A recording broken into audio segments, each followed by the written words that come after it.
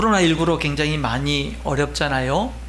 요즘에 보니까 코로나19에 걸리면 죄인 되더라고요. 온통 비난을 받아요. 그 사람이 아무리 열심히 했든 뭐 했든 무조건 걸렸다라는 그 자체 하나로 비난을 받아요. 공격을 받습니다. 매도를 당하고 온 가족 신상 털기를 당하기도 하고, 정말 코로나19로 인해서 어려운 것보다도 주변의 비난 때문에 더 어려운 게 어려워하는 그런 모습들을 많이 보게 됩니다. 그런데 오늘 저와 여러분이 한 가지 생각해야 될 것이 뭐냐면요, 코로나19의 그 바이러스에 내가 걸렸느냐 안 걸렸느냐, 이 결과보다 안 걸렸으면 만사 오케이, 걸렸으면 아무리 열심히 했어도 죄인, 이렇게 그 결과를 가지고 따지는 것보다 과정을 중요하게 여길 수 있어야 된다라고 하는 겁니다. 그러니까 여러분, 우리 교회도 지금 뭐를 하죠? 코로나19를 위해서 교회가 최선을 다하고 있습니다. 지금 거리두기 다 의자 한 칸씩 다 띄워놓고요, 거리두기 하고, 그리고 뭐예요? 소독하고 열 체크하고, 그리고 지금 계속 몇 달째 뭐를 합니까? 식사 없어요. 오후 예배도 따로 오후 예배가 없고 그냥 3부 예배로 이렇게 드려요. 2시에 이제 3부 예배로 이렇게 드립니다. 이런 모든 것들이 다 뭐죠? 코로나19를 대비하기 위한 최선의 노력들입니다. 심지어는 소그룹 모임들을 부득이하게 가질 경우에도 뭐를 하냐면요, 다 열 체크하고 다 소독하고 시작부터 끝까지 다 마스크를 씁니다. 여러분, 교회도 오시기 전부터 마스크 쓰고 오시고 가실 때까지 여러분들이 마스크를 벗지 않는 것처럼, 교회 심지어는 우리 학생들 뭐 음악 이렇게 그 연습을 하러 와도 처음부터 끝까지 열 체크 다 하고 다 이렇게 마스크를 쓰고 다 이렇게 하게끔 그렇게 합니다. 이건 우리들의 최선이에요. 근데 여러분, 사람이라는 게 최선을 다했어도 걸릴 수 있어요. 그렇잖아요. 최선을 다해, 사람이 최선을 다 안 했는데도 안 걸릴 수 있고요, 최선을 다했는데도 걸릴 수 있어요. 여러분, 그럼 중요한 게 뭐냐면, 최선을 다하는, 걸렸느냐 안 걸렸느냐라는 결과보다 최선을 다한다라는 것을 우리가 그 과정을 중요시 여기자라는 거예요. 그리고 만약에 최선을 다했는데도 걸렸다, 그러면 아마 매스컴이나 믿지 않는 사회에서는 무조건 교회를 막 공격을 할 겁니다. 막 공격을 할 거예요. 그러나 최소한 교회 성도들은 서로 간에 최선을 다한 것을 알고, 함께 최선을 다한 성도들은 만약에 누군가 걸렸다라고 한다면 함께 그 걸린 사람에게 손가락질을 하고 공격을 하는 게 아니라 위로해 줄 수 있고 격려해 줄 수 있는, 여러분, 그런 게 필요한 거 아니에요?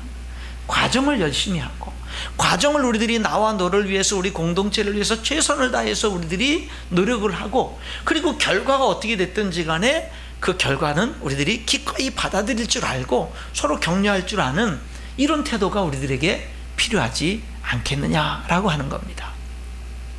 또 한 가지는, 코로나로 인해서 굉장히 많이 어렵죠. 그러나 아무리 많이 어려워도 교회의 본질적인 사명은 포기할 수 없는 것인 줄 믿습니다. 여러분, 어렵다고 예배를 포기할 수 없고, 어렵다고 전도와 선교를 포기할 수 없고, 어렵다고 우리들이 성도의 믿음의 교제와 격려 그리고 훈련받는 것을 포기할 수 없고, 어렵다고 여러분 우리들이 봉사하고 섬기는 일들을 포기할 수가 없는 겁니다. 여러분, 아무리 어렵고 환난이 닥치고 고난이 닥쳐도 교회는 교회의 본질적인 사명에 헌신하고 충성해야 세상의 빛과 소금 된 사명을 감당할 수가 있는 것입니다. 어렵다고 예배를 멈추면, 어렵다고 여러분들이 성도의 믿음의 교제를 멈추면, 어렵다고 전도를 포기하고 선교를 포기하면, 어렵다고 우리들이 열심히 훈련받는 것을 포기하면, 어렵다고 섬기고 봉사하는 일을 포기하면, 그럼 여러분, 좋은 환경이 올 때까지 기다리고, 좋은 환경이 주어지면 또 하고, 또 어려우면 또 안 하고, 그럴 수 없는 것입니다. 하나님이 우리에게 주신 사명은 그렇게 감당하는 게 아니에요. 어려워도 감당하고 힘이 들어도 감당하는 겁니다.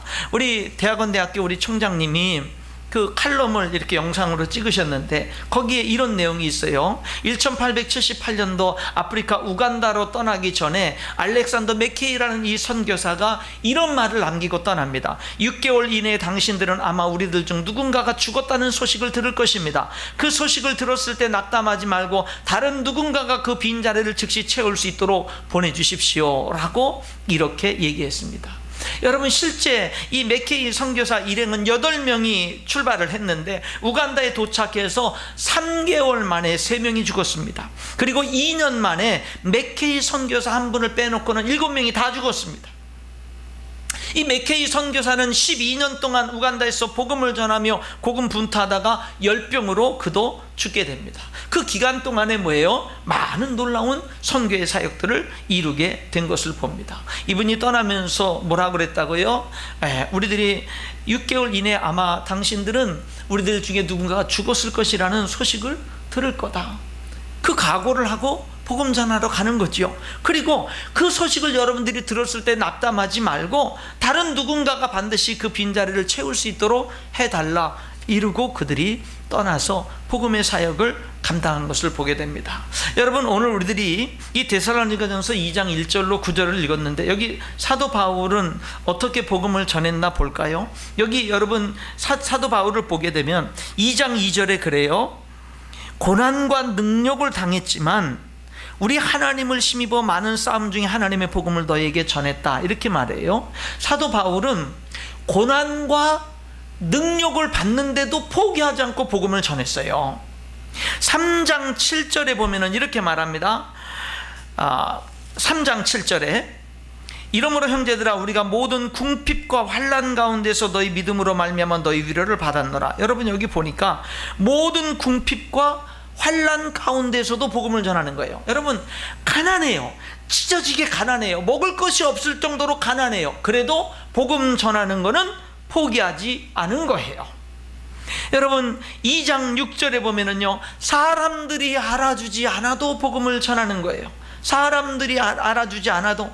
2장 9절에 보니까 복음 전하기 위해서 수고하고 애쓰고 밤낮 일하면서 복음을 전했다 그래요.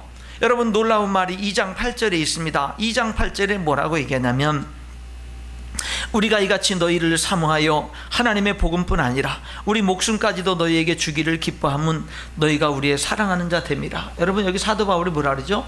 우리는 너희들에게 복음만 전하는 게 아니라 우리 목숨까지도 주기를 기뻐한다.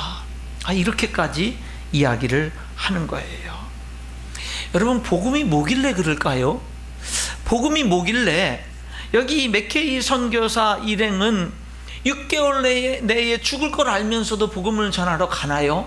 여기 사도 바울은 복음이 뭐길래 고난을 당해도 포기하지 않고 전하고 능력을 당해도 가난해도 궁핍해도 정말로 사람들이 알아주지 않아도 수고하고 애쓰고 밤낮 일하면서 심지어는 복음만 전해주는 게 아니라 자기 목숨까지 주기를 기뻐하면서 이렇게까지 복음을 전하나요? 복음이 뭐길래 그렇게까지 복음을 전하느냐라고 하는 것입니다.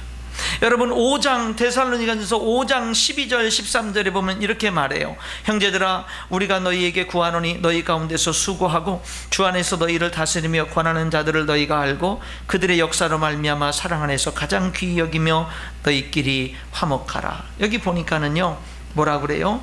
복음의 일꾼들, 하나님의 사람들을 알아줘라, 가장 귀히 여겨라, 이렇게 이야기를 하고 있습니다. 여러분, 우리가 이 신앙을 잃어버리면 안 돼요. 하나님의 사람들을 귀하게 여길 줄 아는 이 신앙, 이런 거 잃어버리면 안 됩니다.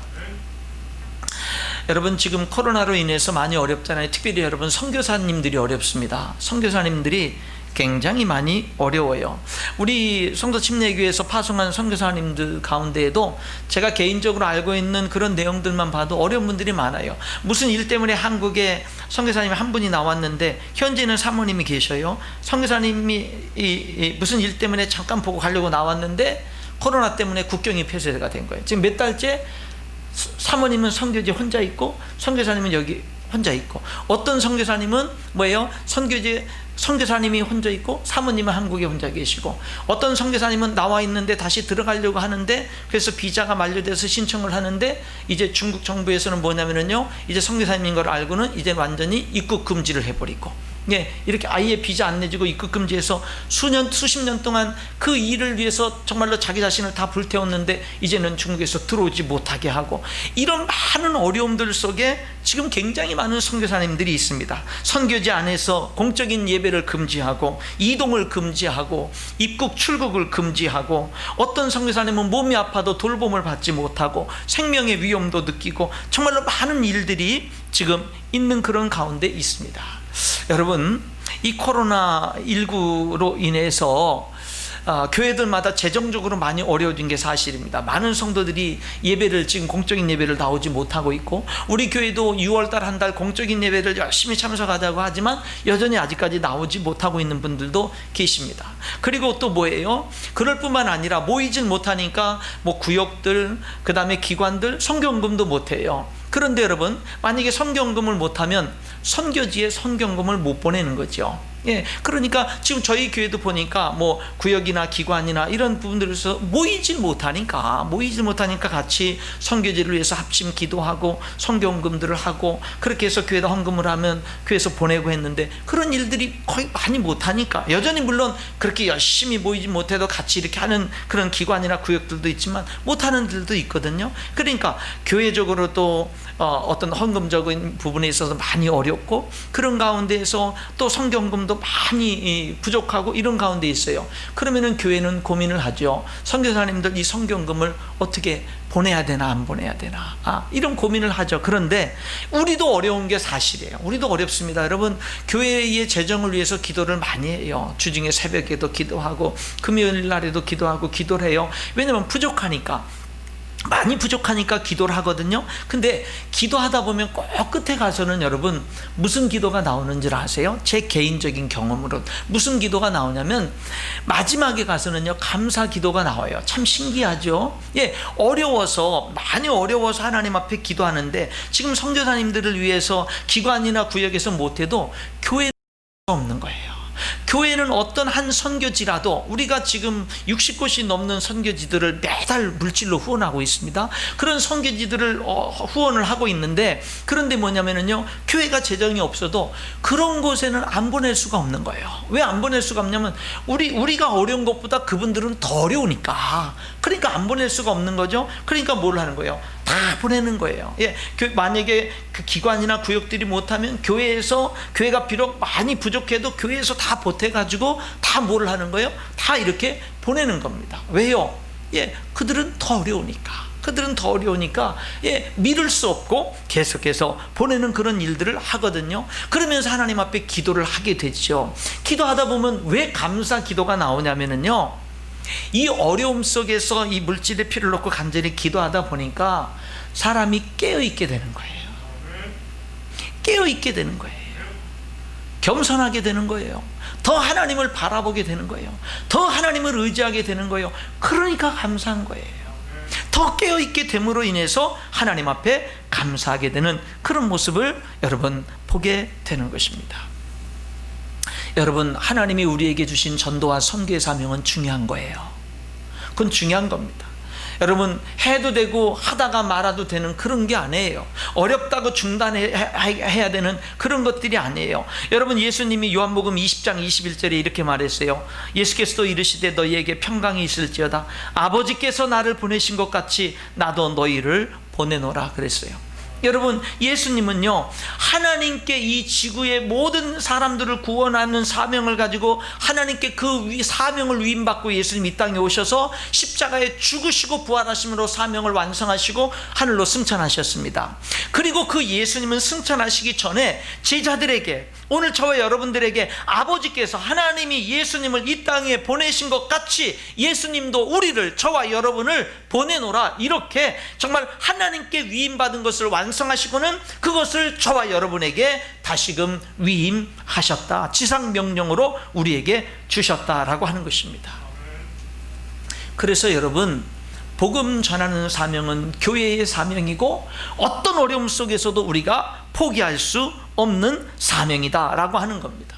하나님은 저와 여러분을 복음의 일꾼으로 부르셨어요. 여러분은 목사님이 아니어도, 선교사님이 아니어도, 전도사님이 아니어도, 여러분이 사업가든 교사든, 여러분들이 어떤 가정주부든, 여러분들이 어떤 직장인이든, 여러분들이 하시는 일과 상관없이 여러분 모두는 하나님의 복음의 일꾼으로 부름받은 사람들이다라고 하는 것입니다.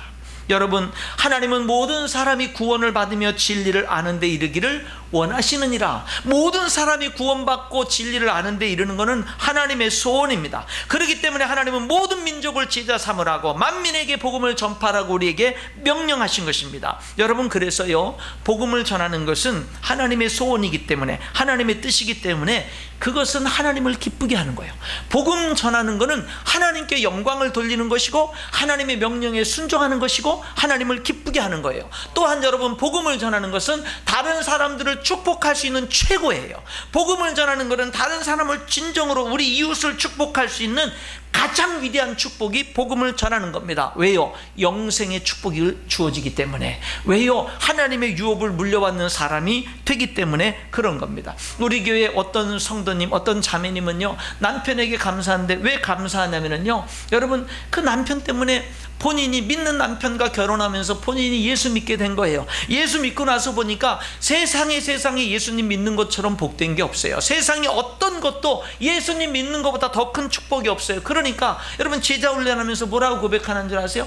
난 남편에게 자꾸 감사하다는 말을 여러 번 하는 거예요. 왜? 단순히 남편이 뭐예요? 자기가 남편 때문에 예수님 믿었다는 그 한 가지 때문에 남편에게 정말로 그 한 가지만으로도 감사한다라고 하는 고백을 몇 번이나 하는 것을 듣습니다. 여러분, 예수님을 전하는 거는요, 복음 전하는 거는 이웃을 최고로 축복할 수 있는 거예요. 사람을 최고로 축복할 수 있는 겁니다. 왜? 예수님을 바로 믿으면 변화되거든요. 행복한 사람으로 변화되거든요. 다른 사람을 축복하는 사람으로 변화되거든요. 그 삶이 치유되어지고, 개인이 치유되어지고, 그의 가정이 치유를 받거든요. 이 땅에서도 풍성한 삶을 살 수 있거든요. 그렇기 때문에 여러분, 우리가 복음을 전하는 것은 하나님을 기쁘게 하는 것이고, 우리 이웃들을 진정으로 축복하는 게 복음을 전하는 거예요. 근데 여러분, 더 놀라운 축복이 뭔지 아세요? 나를 위해서 가장 큰 축복이 복음을 전하는 거예요. 나를 위해서 가장 큰 축복. 이 말씀은 우리가 한번 같이 읽어보겠는데요, 2장 19절 20절은 여러분, 이 시간에 우리가 한번 같이 읽어보도록 그렇게 하겠습니다. 함께 읽어봅니다. 시작. 우리의 소망이나 기쁨이나 자랑의 면류관이 무엇이냐? 그가 강림하실 때 우리 주 예수 앞에 너희가 아니냐? 너희는 우리의 영광이요 기쁨이니라. 여러분, 저는 이 2주간 동안 설교를 준비하면서요, 이 19절 20절 말씀을 많이 생각을 했습니다. 이 말씀이 너무나 저에게는 은혜가 많이 됐어요. 여기 사도 바울이 데살로니가 교회 성도들, 사도 바울의 전도를 통해서 세워진 이 데살로니가 교회, 그 성도들에게 사도 바울이 뭐라고 얘기하냐면, 야, 우리의 소망이 뭔지 알아? 하나님 앞에 우리의 소망이 뭔지 알아? 잠깐 있다가 없어지는 소망이 아니라 영원한 천국까지 이어지는 우리의 진정한 소망이 뭔지 알아? 우리가 복음 전에서 구원받은 너희들이야. 그게 우리의 진짜 소망이야. 우리에겐 소망이 있어. 우리가 복음 전에서 구원받아 하나님의 자녀가 된 너희들을 볼 때마다 너희들은 우리의 산 소망이야. 이렇게 지금 사도 바울이 말하고 있어요. 그 다음에 뭐라 그래요? 우리의 기쁨이 뭔지 알아? 우리의 하나님 앞에서의 우리의 기쁨. 내가 하나님 앞에 섰을 그때에 하나님 안에서 나에게 주어지는 엄청난 기쁨, 그게 뭔지 알아? 우리들이 복음 전에서 구원받은 너희들이야. 우리들이 복음 전에서 구원받은 너희들이 우리의 진정한 기쁨이야 라고 말하고, 너희들은 우리의 소망이고 우리의 기쁨이고 우리의 영광의 면류관이야. 우리의 영광의 면류관, 자랑의 면류관. 하나님 앞에서 우리가 자랑할 수 있는 게 뭔지 알아? 하나님 앞에서 우리가 자랑하는 거, 이 세상에 정말로 넓은 아파트에서 산 거, 좋은 차 굴린 거, 이 세상에 잘 먹고 잘 산 거, 이 세상에서 출세한 거, 여러분, 그런 것들이 하나님 앞에 자랑이 될까요? 여기 사도 바울은 하나님 앞에 섰는 그날 하나님 앞에서 우리의 자랑, 나를 위해서 십자가에서 생명까지 내어주신 그 예수님 앞에서 우리의 자랑이 뭐냐? 우리들이 열심히 복음 전해서 우리들이 능력을 받으면서도 포기하지 않고 복음 전하고, 우리들이 핍박을 받으면서도 포기하지 않고 복음 전하고, 우리들이 궁핍하고 가난한 가운데 처해서도 우리들이 포기하지 않고 복음 전하고, 아무도 알아주지 않아도 우리들이 열심히 복음 전하고, 복음뿐만 아니라 우리의 생명까지도 아낌없이 내어주면서 복음 전해서 구원받은 너희들이 자랑의 면류관이야, 나의 영광의 자랑의 면류관이야 라고 여기 사도 바울이 얘기하는 거예요. 전도해서 구원받은 그 사람들이 진짜 하나님의 소망이라는 거예요. 진짜 진정한 하나님 앞에 자랑이라는 거예요. 진짜 상급이요 영원한 면류관이라고 여기 이야기하고 있는 겁니다. 그럼 여러분 질문할게요.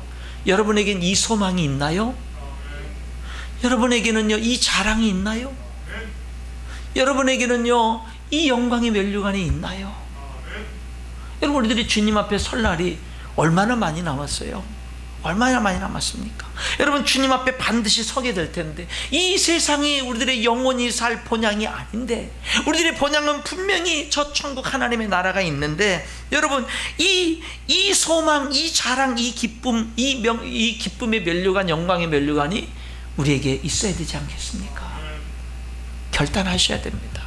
여러분, 코로나19로 어렵지만은요, 여러분, 우리들이 전도하는 일, 선교하는 일 중단하면 안 됩니다. 포기하면 안 돼요.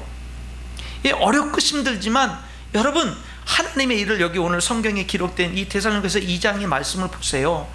어렵고 가난한 가운데 계속 하는 거예요. 힘든 가운데 계속 하는 거예요. 여러분, 하나님의 사랑을 우리가 믿는다면 어찌 전하지 않을 수가 있겠느냐라고 하는 것입니다. 사랑하는 성도 여러분, 가장 먼저 우리들이 이 전도와 선교를 위해서 해야 될 일은 뭐냐면요, 기도하는 겁니다. 기도하지 않는 사람은, 전도를 위해서 기도하지 않는 사람에겐 전도의 비전이 없는 거예요. 선교를 위해서 정말 기도하지 않는 사람에겐 선교의 비전이 없는 거예요. 우리는 가장 먼저 내가 그것을 지금 하든 못하든 뭐부터 진심으로 할 수 있어야 되냐면 기도부터 할 수 있어야 돼요. 기도해야 돼요. 잃어버린 영혼들이 주님 앞에 돌아오도록. 이 코로나19로 인해서 여러분 전도의 문이 많이 닫혔잖아요. 그러면은 전도할 수 없어. 지금 전도해봤자 뭐 누가 믿어? 전도해봤자 욕만 먹지? 누가 믿어? 포기. 지금은 전도할 때가 아니야. 여러분, 이게 올바른 반응입니까? 아니면 코로나19로 인해서 전도의 문이 많이 닫힌 이때 더 안타까운 마음을 가지고 하나님 앞에 더 간절히 기도해야 되는 것이 옳은 것입니까? 여러분, 우리들이 한번 정말 깨어있는 믿음으로 한번 우리들이 현실을 돌아보고 우리 자신들을 돌아봐야 되지 않겠느냐 이 말입니다. 여러분, 여러분들의 삶이 매스컴에 의해서 지배되지 마세요. 여러분의 삶이 주변 사람들의 말에 의해서 지배되지 마세요. 우리는 하나님의 말씀에 따라서 살아가야 되는 줄 믿습니다. 그것이 우리에게 필요한 거예요. 그럴수록 더욱더 하나님의 음성에 귀를 기울이며 더욱더 깨어 있어야 되는, 그래야 우리들이 세상에 빛과 소금 된 사명을 그래야 감당할 수 있는 것 아니냐 이 말입니다. 성도 여러분, 전도의 문이 열려지도록 기도해야 될 줄 믿습니다. 내 삶에, 여러분의 삶에 전도의 문이 열려지도록 기도해야 되고요, 여러분 주변에 믿지 않는 가족이나 친구들이나 주변의 사람들, 그 영혼들의 이름을 불러가면서 기도를 하는 일을 다시 시작하셔야 됩니다. 여러분, 지역사회 전도의 문이 열려지도록, 여러분 정말 우리들이 노방전도나 이런 다른 전도의 문이 막혔다면 어떤 인터넷상을 통해서나 다른 방법으로 전도의 문이 열려지도록 우리들이 기도해야 되는 거예요. 전도와 선교가 계속되도록 기도해야 되고, 여러분 다음 세대들이 주님 앞에 돌아오고 다음 세대 부흥이 일어나도록 우리들이 기도하는 일을 어찌 멈출 수 있겠느냐 이 말입니다. 이렇게 어려울수록 더 깨어서 기도하는 게 당연한 거 아니냐라고 하는 것입니다.